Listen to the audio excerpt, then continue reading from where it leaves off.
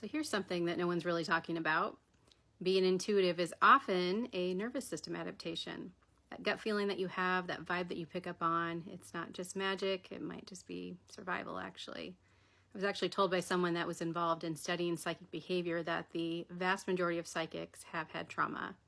And there's some research that actually backs that up. There's studies that show that childhood trauma is linked to long-term hypervigilance in the nervous system.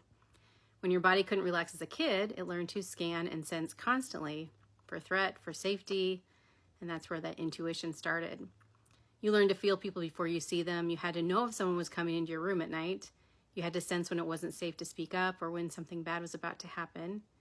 And so the brain and body, they adapted, not because you were gifted, but because you had to know long enough, and people start calling that intuition or psychic ability, but really it's a survival tool that's wired into you.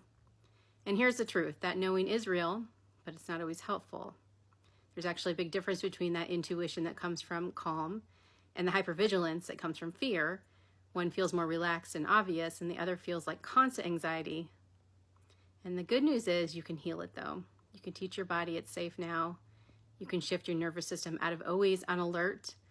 And when you do that, your real intuition actually emerges, one that's not fueled by fear, but by clarity. You'll know what's true, not just what keeps you alive.